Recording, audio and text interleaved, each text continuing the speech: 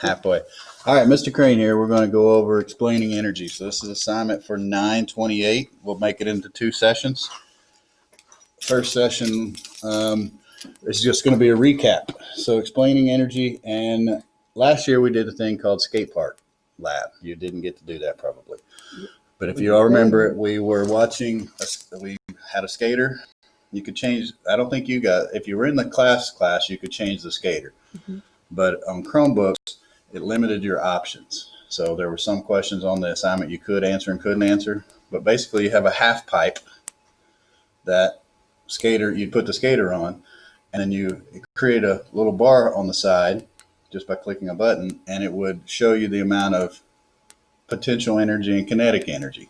So we're going to discuss that. We're going to go look at that again. And then you're going to develop, you remember how we did the exercise where we talked about sunlight comes from the sun in the form of electromagnetic energy. It gets absorbed by a plant. That plant converts that to chemical energy. A rabbit eats the plant.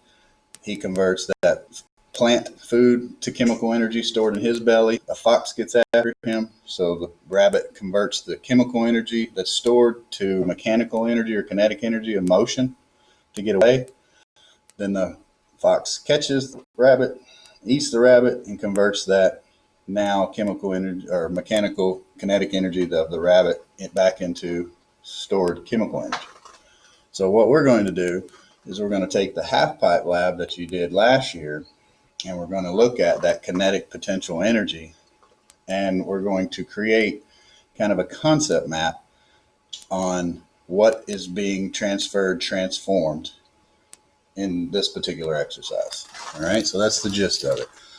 So we know that energy cannot be created or destroyed. It can only be transferred or transformed. That's the law of conservation of energy and matter. All right. Explain how a skateboard superstar can perform tricks and other feats on a half pipe. So if you think about, it's kind of sometimes if you watch the guys that are running BMX and they're doing jumps and everything, or if you see the skaters and they can keep that board almost attached to their feet regardless of where they're standing.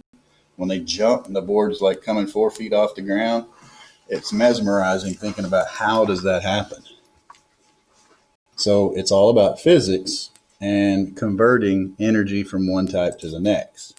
So how does the energy travel throughout a system? So that's what we're going to talk about. So compare the amount, whenever you finish the day, you're going to be able to compare the amount of kinetic energy and gravitational potential energy in a system, as well as its overall mechanical energy. What's mechanical energy again? Mechanical energy is gravitational energy. Plus? Kinetic. There you go. Awesome. So Braxton just said that mechanical energy is the sum of kinetic energy and gravitational potential energy. And if you remember, gravitational potential energy is higher the what? How does gravitational potential energy get greater? Higher you get off the earth. So if higher from the center of the earth, the greater it gets. So we're going to explain what adding friction does to a system. So if you don't know it, if you're moving, friction is a force that opposes forward motion. So everything has friction.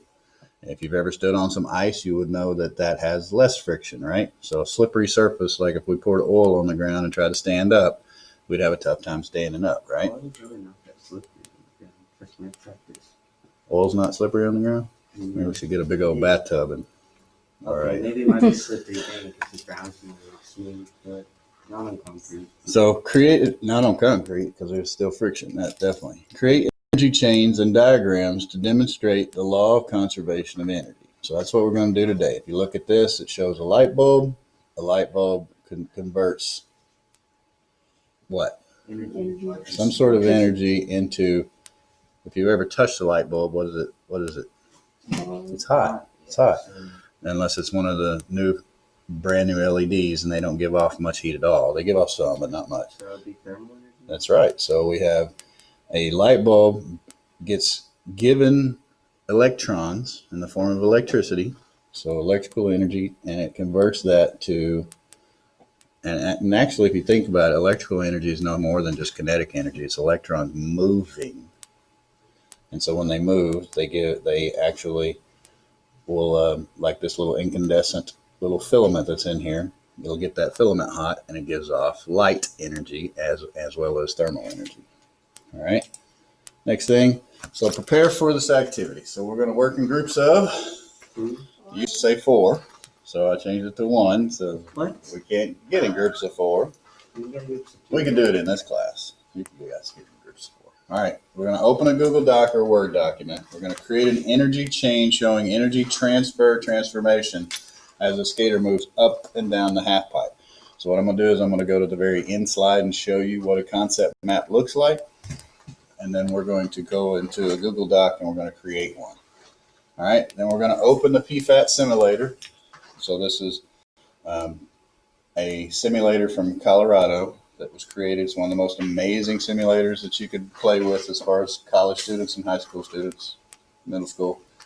Go to this link and it shows the skate park basics for Chromebooks. Now, you guys that are offline, I will create some snapshots for you that you can do this assignment. So we'll do that today.